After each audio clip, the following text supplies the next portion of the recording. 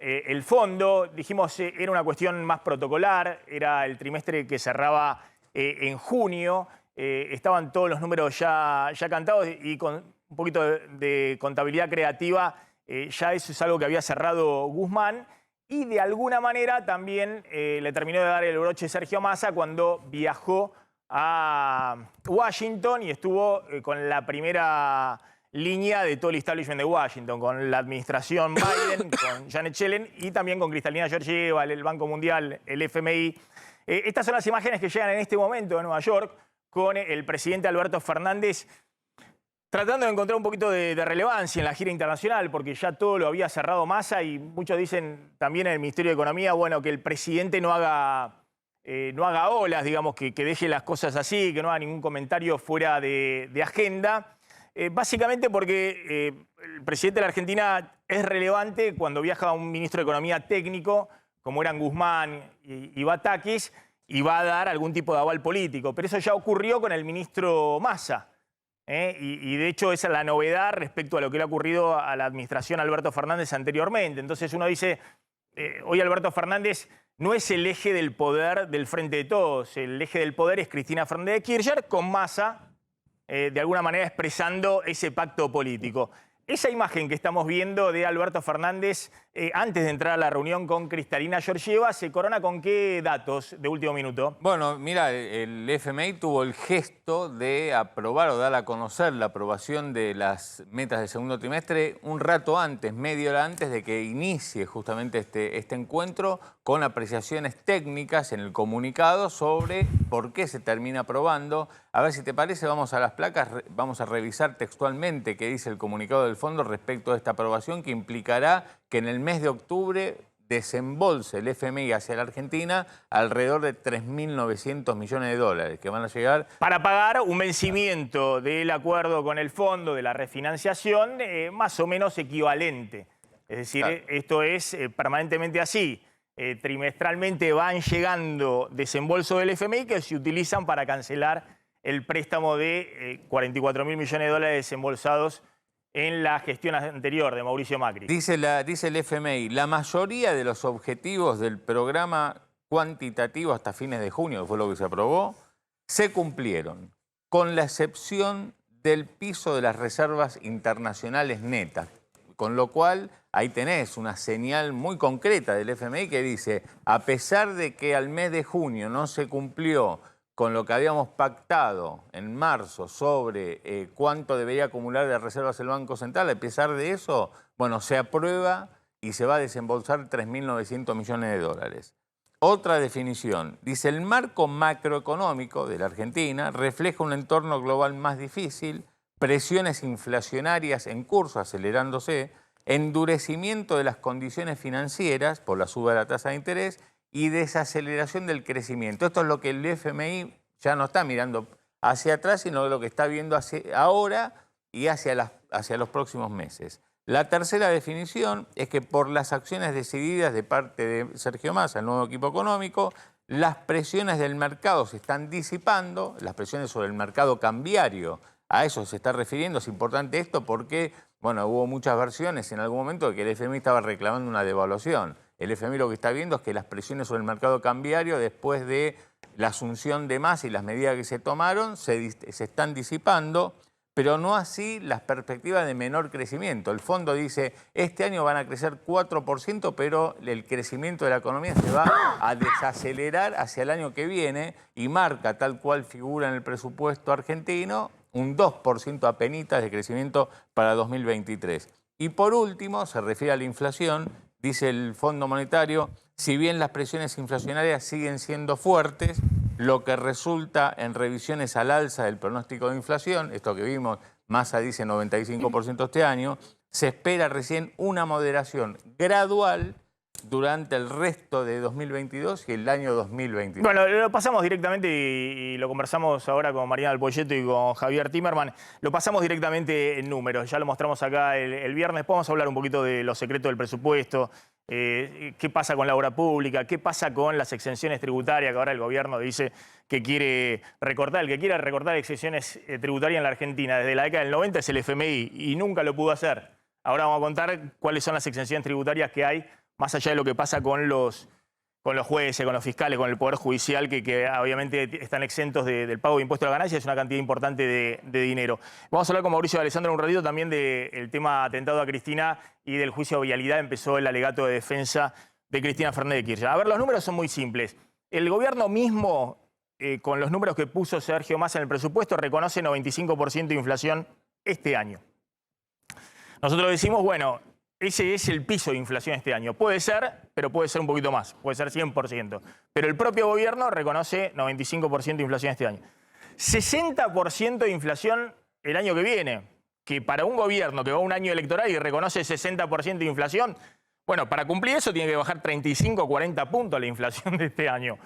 Pero aún así uno dice, bueno, el gobierno se muestra autocondenado, digamos, dice, voy a tener 60% en el escenario ideal, hoy utópico, el año que viene, año electoral, game over. Se complementa con los números de crecimiento. Este año, una cuestión de arrastre estadístico, 4%, eso significa que la economía tiene el arrastre del crecimiento del 10% el año pasado. Estos últimos meses hacia abajo. Sigue hacia abajo el año que viene, la primera parte, y recupera el segundo. Eso le da a Massa 2% de crecimiento el año que viene, para que se entienda bien, porque Argentina no es un país desarrollado, es un país que o crece 5 o 6% o cae fuertemente. 2% es nada, es un poquito por arriba de la tasa de crecimiento vegetativo de la población. Pero un gobierno reconoce, a mí me parece que también es ajustado un poco al realismo, digamos, que es el acuerdo con el fondo, que va a tener 60% de inflación y 2% de crecimiento en el año electoral. Y que el dólar va a seguir esa inflación del 60%, se va a ajustar para no atrasarse más. En ese contexto, yo decía que la frutilla del postre, después vamos a ver los números de obra pública, el gobierno dice que los va a mantener y demás, la inflación va a seguir casi a la mitad de lo que era el último año de Cristina y muy por debajo del 2017, que fue el año dorado de Macri. Tuvo un solo año dorado, de esos 4 de gestión, tuvo uno solo, que fue el 2017 cuando ganó elección. Pero fíjense lo que reconoce también el presupuesto 2023. Reconoce que va a haber aumento de tarifas públicas fuerte porque está planteando que el año que viene tiene que bajar el déficit fiscal de 2,5% este año a 1,9%. Y para eso dice, bueno, vamos a hacer lo que no pudo hacer Guzmán este año, que es bajar los subsidios energéticos de 2,2%, se mantuvieron este año prácticamente iguales, porque obviamente entre el tironeo Cristina y Guzmán no se hizo nada y Massa tuvo que hacer todo de apuradas desde septiembre, desde este mes, y no le dan los números para que caigan los subsidios económicos, pero se mantienen. Subsidios a energía bajan 0,5% del PBI y los subsidios al transporte bajan también, son menores, pero también bajan del 0,5 al 0,4% del PBI, como se ve en esa placa. ¿Eso qué significa? Paso en limpio, que el gobierno reconoce que el año que viene va a crecer nada más que 2%, que en un escenario utópico va a tener 60% de inflación y que va a tener que subir fuertemente tarifas de luz, gas, colectivos, trenes en el área metropolitana. ¿Cuál es la pregunta que todo el mundo se hace? Bueno, es el camino que todos dicen te aleja del precipicio. Ahora, ¿va a seguir Massa con poder político como tiene hoy para poder mantener ese rumbo que lo pone en términos electorales muy comprometido en el 2023 al gobierno? Están Marina del Poyeto y Javier Timerman, gracias a los dos.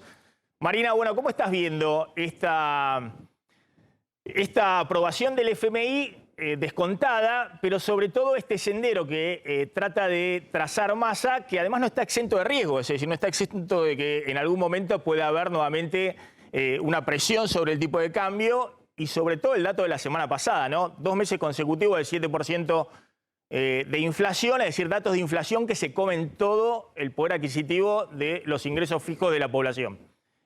¿Vos crees que Massa tiene margen para seguir en este curso hasta el año que viene? ¿Necesita hacerlo hasta cuándo? Bueno, ¿cómo estás evaluando todo esto? Sí, yo lo que veo es que Argentina está cambiando cada vez más rápido de régimen inflacionario. Hoy tenés la tasa de inflación corriendo al 7% mensual, 7,4% el mes pasado, 7% este mes, y tenés todas las variables nominales corriendo por arriba, tratando de acercarse, ¿no? El dólar corriendo al 6,5%, las tasas de interés corriendo al 6,2%, las tarifas corriendo por arriba, los combustibles corriendo por arriba, digamos, todos los precios con contratos cada vez más cortos. Y si querés, la única ancla que tenés en este contexto, paradójicamente, son los salarios, que no van a ser ancla en la medida que te acerques al año electoral. Entonces, este año la inflación ya está jugada. El presupuesto dice 95. Para llegar al 95, la inflación debería caer a la zona del 5,5% a fin de año. Digo, no es lo más intuitivo cuando el dólar corre al 6,5%. Y lo que es mucho menos intuitivo es que la inflación el año que viene vaya al 60%, que implicaría que en promedio los precios corran al 4% por mes. O sea, ¿cómo haces para bajar esa inercia en un contexto donde todas las variables nominales corren más rápido? Es un signo de pregunta. El segundo signo de pregunta es cómo haces para acercarte al cumplimiento del acuerdo con el fondo en un contexto donde tu inflación en el margen corra al 7% mensual y donde vos tenés la mitad del gasto público indexado al pasado. O sea, independientemente de los aumentos tarifarios que estás haciendo y si te va bien con la baja en los subsidios que metiste en el presupuesto, la verdad es que es difícil poder mostrar la consolidación fiscal si la inflación se desacelera. O sea, lo que estás viendo es que probablemente la tasa de inflación se mantenga en niveles altos y la pregunta es si se puede mantener en estos niveles o tenés un riesgo de espiralización de la inflación que hoy está asociada fundamentalmente a la dinámica del tipo de cambio marginal. El gobierno no quiere ir a un programa de estabilización, o sea, no quiere corregir los precios relativos de arranque para después poder buscar un ancla, sino que lo que está intentando es corregir los precios relativos en línea con esta tasa de inflación. O sea, te están metiendo en un camino, si querés, de ida, y donde la dinámica de la brecha cambiaria hoy está, si querés, medianamente estabilizada, en parte con algo de intervención en la brecha, en parte con un banco central que está comprando dólares, pero los dólares que está comprando son dólares anticipados con este esquema de desdoblamiento transitorio a la soja, digo, donde estoy pagándoles 40% más, que es pan para hoy, hambre para mañana, si querés, pero fundamentalmente en un contexto donde el problema principal detrás de la inflación, de la violentísima dispersión de precios relativos que tenés y de la brecha cambiaria es un balance del Banco Central al cual le sobran pesos, le faltan dólares y por el esquema que está jugando, la verdad es que te sobran cada vez más pesos porque la tasa de interés sigue siendo negativa, pero corre cada vez más rápido y desde el lado de los dólares transitoriamente estás acumulando reservas y te vas a acercar, si querés, a la meta del fondo del tercer trimestre desde abajo. Pero la pregunta es si vas a poder seguir acumulando reservas de cara al próximo año y sobre todo cómo cuajás tu programa financiero que está asociado a los pesos que están acorralados en la economía y donde, bueno, digo, hoy la demanda de instrumentos en pesos está, pero requerís algún esquema de cooperación en la transición. Cooperación, léase que el que venga respete los contratos de pesos, que es lo que te permitiría eventualmente mantener la brecha bajo control. Y si no, la dinámica es de aceleración inflacionaria. O sea, por eso me parece que lo que estás es un escenario bastante complejo, requerirías un programa de estabilización. Esto no es un programa de estabilización, es un programa de contención, si querés, de costos y de tratar de llegar. Ahora, ese intento de llegar requiere cooperación del que viene. Si esa cooperación no está, bueno, digo, el intento de llegar se dificulta a esta nominalidad. Lo sumo a Javier Dimanan. Gracias, Javier. No sé si estás en Nueva York, pero un poco la impresión que da, y lo ha dejado trascender más este fin de semana, creo que ha hecho algunas declaraciones diciendo, bueno, cuando tenga 10.000 millones de dólares en las reservas, voy a ir a una segunda etapa, que es tratar de hacer un plan integral de coordinación, precios, salarios, tipo de cambio y demás. Como no tengo dólares en las reservas ahora, cualquier sinceramiento tiene el riesgo de la espiralización con un gobierno que tiene cero credibilidad, cero reputación y además no tiene ningún pacto acordado, ni siquiera político, por eso están tratando de buscar un ancla ahí. Ahora, quiero tu visión respecto a esto. El Banco Central está acumulando los dólares del dólar soja, ¿no? Según los últimos registros, lleva comprados, acumulados para las reservas. Me dicen, a ver, esperamos un segundito, Javier, porque me dicen que está hablando Cristalina Georgieva. No sé si está hablando del caso argentino, después de la reunión con Alberto Fernández. A ver. Reunión con el presidente Fernández. We discussed the significant progress that has been made between our teams to reach a staff-level agreement on the second review. Hablamos del avance considerable que hemos realizado con nuestros equipos para llegar a un acuerdo a nivel técnico respecto a la segunda revisión. And I conveyed our appreciation for the seriousness with which Minister Massa, his team, in collaboration with the Central Bank, are addressing Argentina's very significant challenges. Y también expresé mi reconocimiento por la forma muy seria en la que el ministro Massa y su equipo, incluyendo también al Banco Central, están abordando los desafíos significativos de la Argentina. The fruits of that seriousness are reflected in the stabilization of the Argentine economy, progress on building, or rather rebuilding, reserves, and the attention paid to policy steps necessary to contain inflation, especially through monetary policy tightening, and to address the drivers of deficit, especially energy subsidies. Y indicios de esa seriedad son justamente la estabilización que ha experimentado la economía argentina y también el avance en lo que hace a la reconstrucción de las reservas, así como la atención que se ha venido prestando a las medidas políticas necesarias para poder hacer frente a la inflación, así como las medidas relativas a los aspectos monetarios y especialmente el foco en hacer frente a los factores desencadenantes del déficit y también el tema de los subsidios energéticos. And we emphasize the importance of implementation of the agreement under the program so there can be a dent on inflation and progress on the Argentine economy stepping up its capacity to deliver for the people of Argentina. Y también destacamos la importancia de la implementación del acuerdo en función del programa a fin de hacer frente a la inflación y también lograr avance en Argentina en términos de intensificar el proceso económico y también cumplir con las expectativas del pueblo de la Argentina. We also talked about the challenges the world economy is facing and the role the IMF Ahí está Cristalina Georgieva haciendo declaraciones en conferencia de prensa después de la reunión con Alberto Fernández. Vuelvo a vos, Javier Timerman. Bueno, ¿cuál es tu opinión de esto que está ocurriendo, ¿no? Donde el gobierno, ahora vamos a hablar un poquito de la acumulación de las reservas, a qué costo lo está haciendo, pero está tratando de hacer pie y tiene un respaldo evidente, total, de Washington, del FMI y de la administración Biden?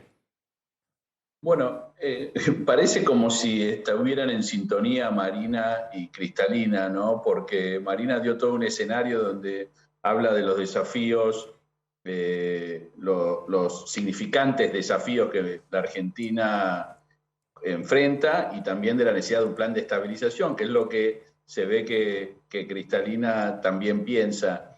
El tema es que yo no tengo la capacidad técnica de evaluar macroeconómicamente las variables como las tiene tanto Marina como Cristalina, pero desde el punto de vista de una persona que está en contacto con los mercados, yo entiendo la situación y el esfuerzo que hace Massa por tratar de ir buscando por dónde puede ir solucionando ciertos problemas.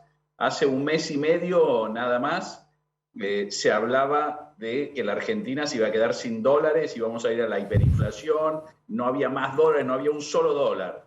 Y ese era lo que todos los inversores, lo que todo el mercado se enfocaba. Hoy en día, bueno, ese miedo ya no está, pero tenemos un miedo porque el déficit cuasi fiscal, y también te hablan de la base monetaria y esto y lo otro, y bueno, y claramente todo esto hace ruido y te exigen que vos hagas ese plan con la credibilidad necesaria como para sostenerlo en el tiempo, que yo calculo deben ser 4 años, 5 años, y en la Argentina pensar en esos términos es casi imposible. Entonces volvemos a lo que siempre terminan estas situaciones, que es, ¿se trata de un modelo económico? Porque yo creo que una persona con el talento de Marina puede darnos 15 soluciones a los problemas económicos que tiene la Argentina, pero se pueden implementar, se pueden hacer,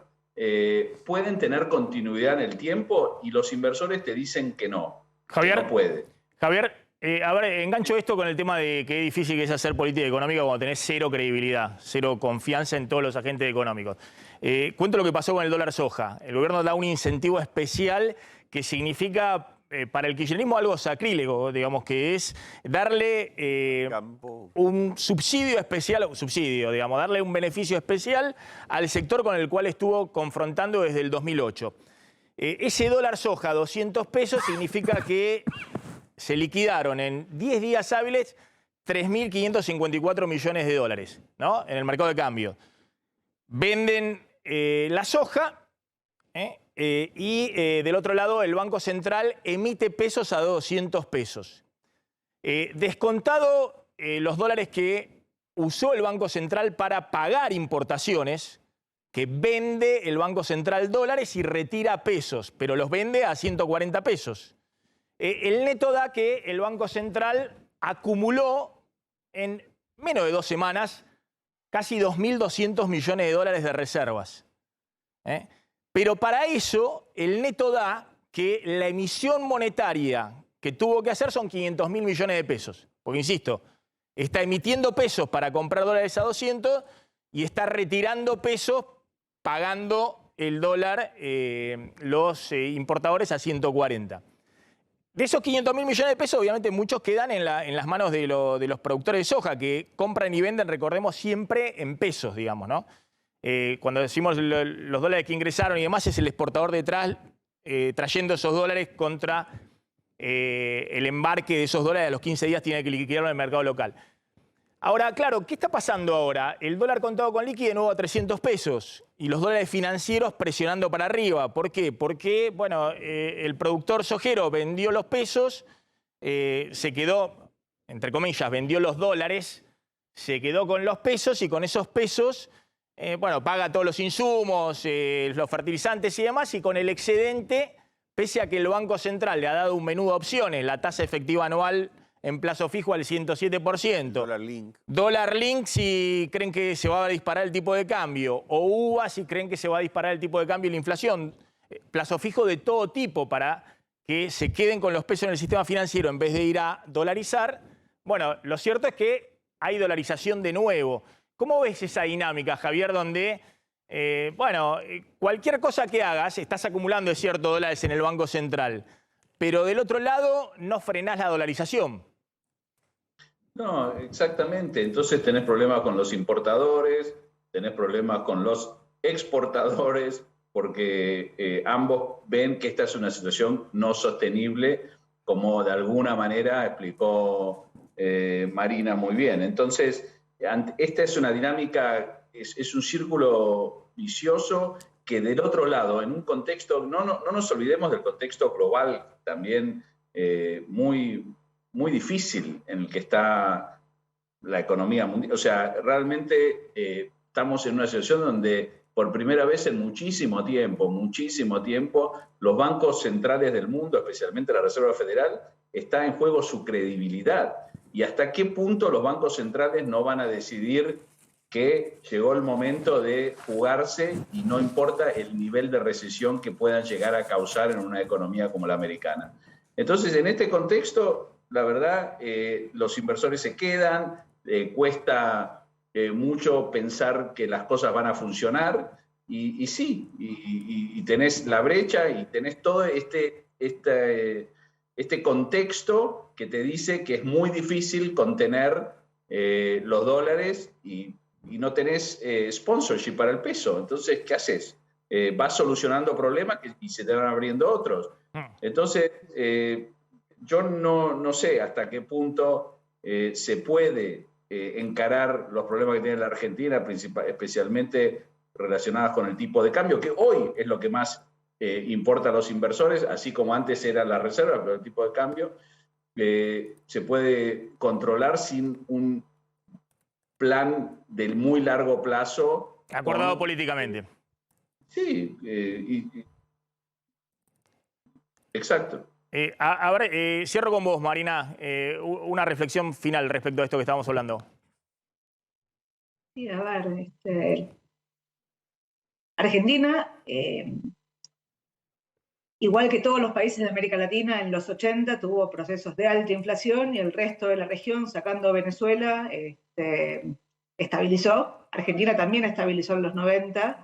La estabilización terminó mal, la convertibilidad terminó mal, ruptura de contratos mediantes, pero la inercia inflacionaria se había roto. O sea, Argentina no tenía inercia inflacionaria en 2003, 2004, 2005. La recreaste.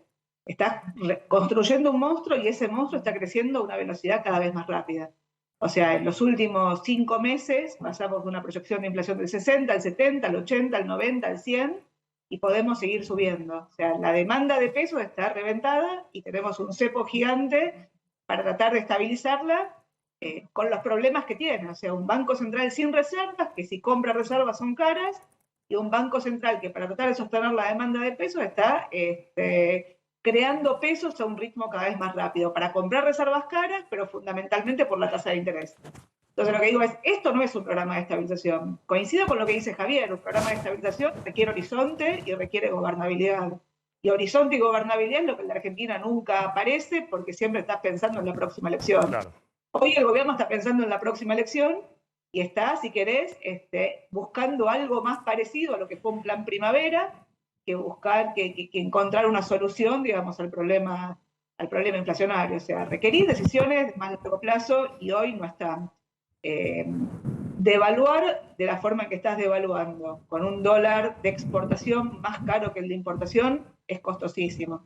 El fondo no quiere ser el culpable de la caída de la Argentina, con lo cual el fondo lo que va a intentar es manejarla hacia adelante, evitar que el país entre en atrasos y si eventualmente hay un tema de desmonetización y aceleración inflacionaria más brusca, que se puede dar si no hay cooperación, insisto, el tema de la cooperación porque no es menor, o sea, hoy tenés un agujero fiscal que está siendo financiado con deuda de pesos, que está dentro de los balances de los bancos y de las compañías. Pero lo que digo es, requerís urgente alargar ese horizonte, y eso es lo que no sé cómo la política lo busca. O sea, hoy eso no es parte del programa. Sí, está claro. Lo que decís, esto no es sostenible, no puedes estar un año así, digamos. No puedes estar un año con esta tasa de interés, ir llevándola. Está bien para alejarte del precipicio, ahora necesitas rápidamente salir de esta situación. Marina, gracias, muy amable. No, gracias por invitarme. Gracias, Javier Timerman. Muy interesante, como siempre, escucharlo.